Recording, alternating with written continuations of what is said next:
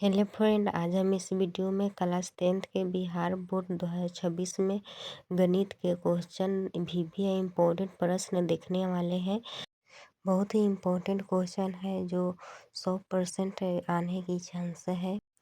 आप लोगों से रिक्वेस्ट है कि आप लोग वीडियो पूरा देखें और क्वेश्चन को समझते चले।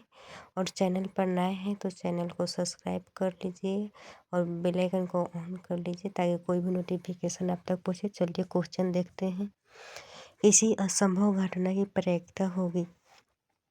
बताना है किसी असंभव घटना की प्रायिकता क्या होगी। यानी असंभव है तो इसका संभव ही नहीं है तो इसका क्या प्रायिकता होगा, यानी 0 होगा इसका। यानी किसी असंभव घटना की प्रायिकता 0 होगा, यानी ऑप्शन ए करेक्ट हो जाएगा। यही निश्चित घटना पूछा होता तो निश्चित घटना की प्रायिकता 1 होता है। आप लोग याद रखिएगा, निश्चित घटना की प्रायिकता 1 होता है और असंभव घटना की प्रायिकता 0 होती है। देखते हैं नेक्स्ट क्वेश्चन। बिंदु 4, किस चतुर्थांश में है।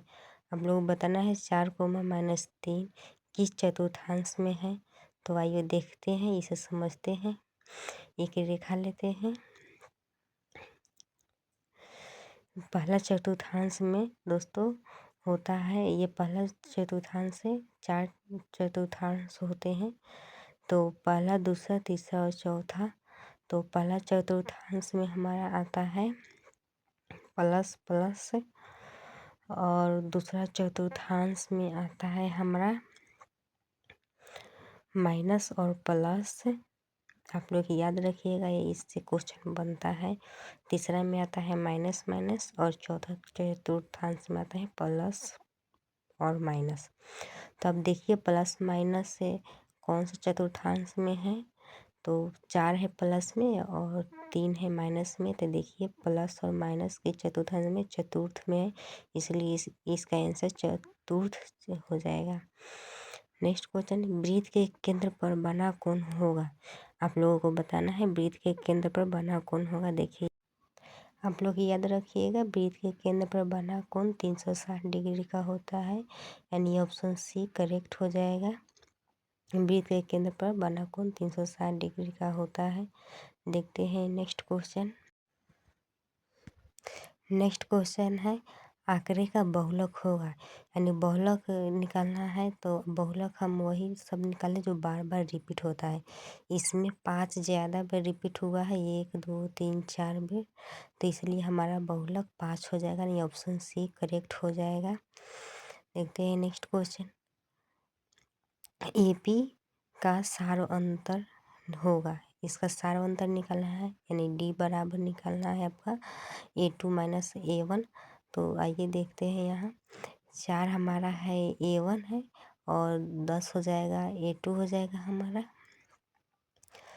तो इसी फॉर्मूला पर बैठा देंगे तो A2 हो जाएगा हमारा, यहाँ पे 10 लेंगे और माइनस करेंगे। A1 कितना है हमारा, तो 4 है तो A1 को 4 लिखेंगे, घटेगा तो 6 होगा नहीं, यानी ऑप्शन हमारा बी करेक्ट हो जाएगा। यानी डी बराबर 6 आ गया, तो यानी ऑप्शन बी करेक्ट आंसर हो जाएगा। देखते हैं नेक्स्ट क्वेश्चन। 1 + tan थीटा बराबर है। हम लोग बताना है 1 + tan थीटा किसके बराबर होता है। 1 + tan थीटा ये सेक स्क्वायर थीटा के बराबर होता है, नहीं ऑप्शन ए करेक्ट हो जाएगा। ये सब फॉर्मूला है, आप लोग याद रखिएगा, एग्जाम में आता है। नेक्स्ट क्वेश्चन, द्विघात समीकरण x² + 2x - 3 बराबर 0 के मूलों के योग का मान है। यानी बताना है आप लोगों को अल्फा प्लस बीटा बराबर -b/a होता है। तो समीकरण के मूलों का योग निकालना है हमें। तो ए बराबर x है तो कुछ नहीं दिया है अंक, यानी 1 रहता है तो 1 लिखेंगे। और b बराबर हमारा 2 दिया हुआ है, 2x है। और c बराबर हमें दिया है -3 लिखे है तो -3 लेंगे और इसी आंकड़े पर बैठाएंगे। a + b बराबर -b कितना है, तो माइनस में 2 लिखेंगे और बटा के 1 है तो ए का मान कितना है 1, तो 1 लिखेंगे और काटेंगे तो क्या आएगा हमारा -2 आ जाएगा। तो -2 किस ऑप्शन में है, ए में है, तो ये ऑप्शन करेक्ट है हमारा नेक्स्ट क्वेश्चन है, चरों को आरोही या अवरोही क्रम में रखने पर बीच वाला चर का मान कहलाएगा। चरों को आरोही या अवरोही क्रम में रखने पर बीच वाले चर का मान क्या कहलाएगा?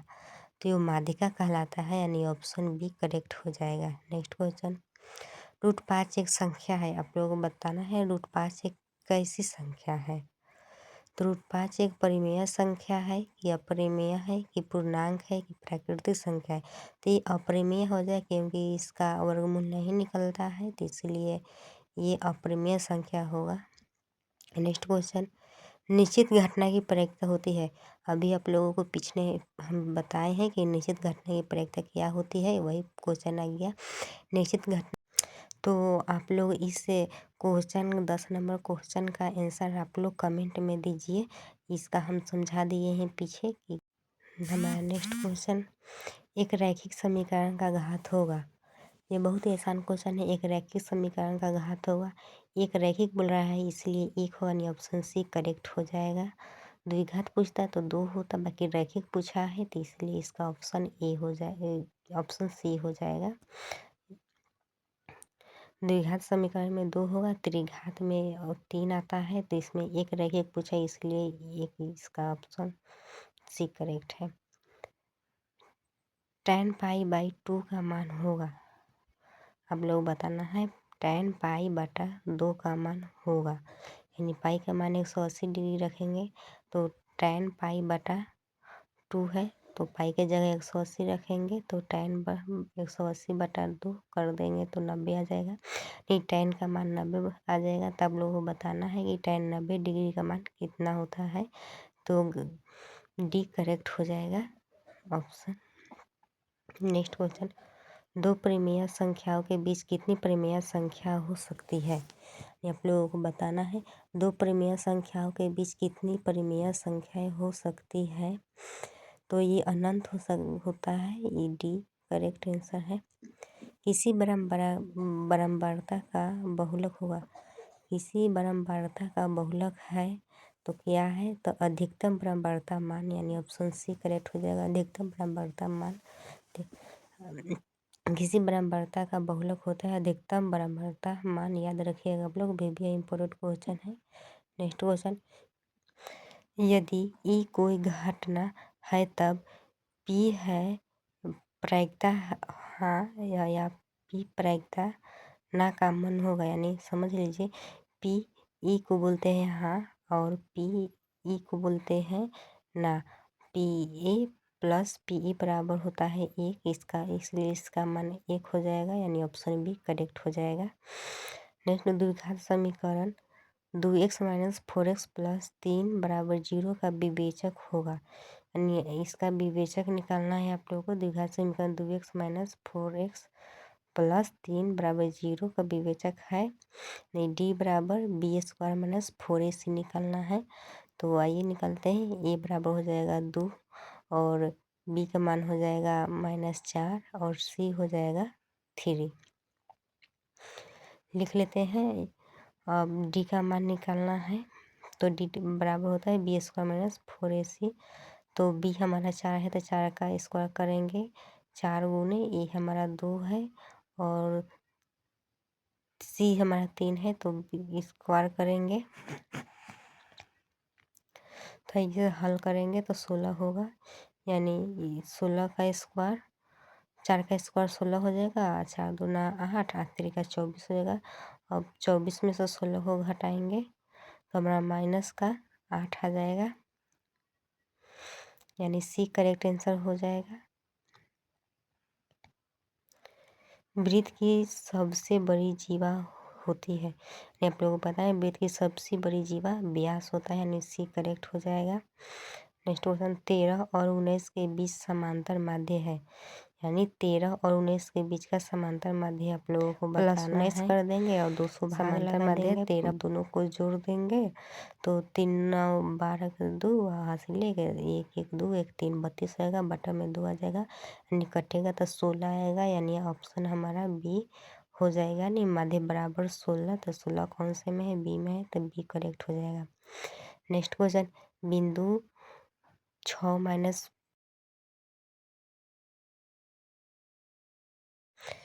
5 का x नियामक है। तो दोस्तों x होता है 6 का मान और y हो जाएगा 5 का मान, यानी x माइनस नियामक बराबर हो जाएगा 6 और y पूछेगा तो y नियामक यानी हो जाएगा हमारा माइनस का 5। यहाँ पूछा क्या है, x नियामक पूछा है तो x में हमारा 6 है तो इसलिए ऑप्शन 6 करेक्ट हो जाएगा। निम्नलिखित में कौन अभाज्य संख्या है, यानी जो भाग न लगे, यानी निम्नलिखित में कौन सा अभाज्य संख्या है। तो दोस्तों आपको पता होगा कि 15 एक से भी कटेगा, 3 से भी कटेगा, इसलिए ये नहीं होगा। 23 जो 1 से कटेगा और 23 से ही कटेगा, इसलिए ऑप्शन बी करेक्ट हो जाएगा। देखते हैं अब नेक्स्ट क्वेश्चन। समांतर श्रेणी 10 7 4 डैश डैश का 30वां पद बराबर, यानी 30वां पद निकलना है।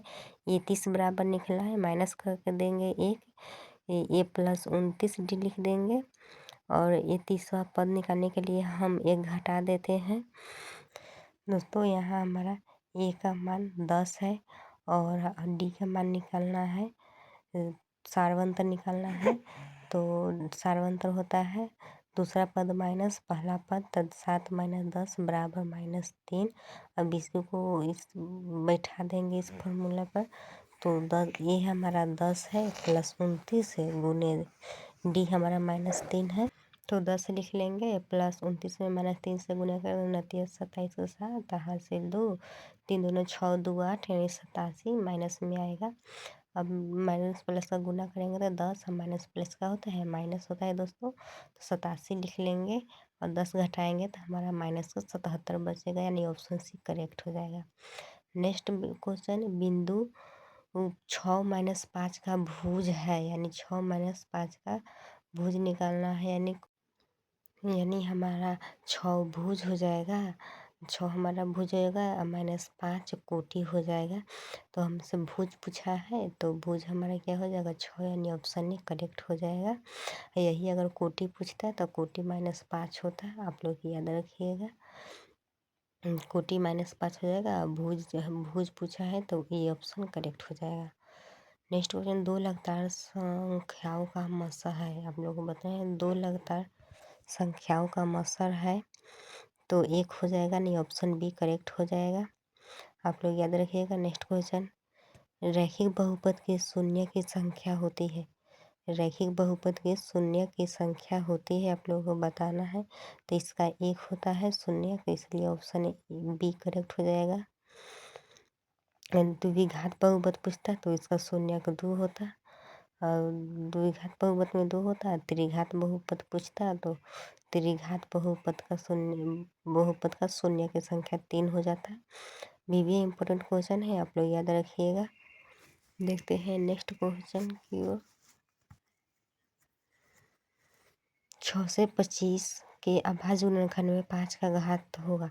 आप लोग को 6 से 25 का अभाज्य गुणनखंड करना है और लिख लेते हैं 6 से 25 और इसका तोड़ेंगे तो इसमें हम 5 से लगाएंगे तो आ जाएगा 125, फिर 5 से लगाएंगे तो 25 आएगा, 5 से लगाएंगे तो 5 और फिर 5 से लगाएंगे तो 1 आ जाएगा।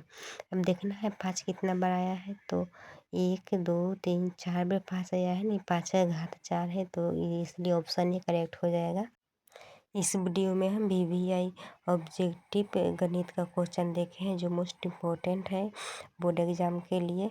आप लोग क्वेश्चन को अच्छे से देख कर जाइएगा एग्ज़ाम देने, और इस चैनल पर अगर आप लोग नए होइएगा तो मेरे वीडियो को लाइक करके चैनल को सब्सक्राइब कर लीजिएगा।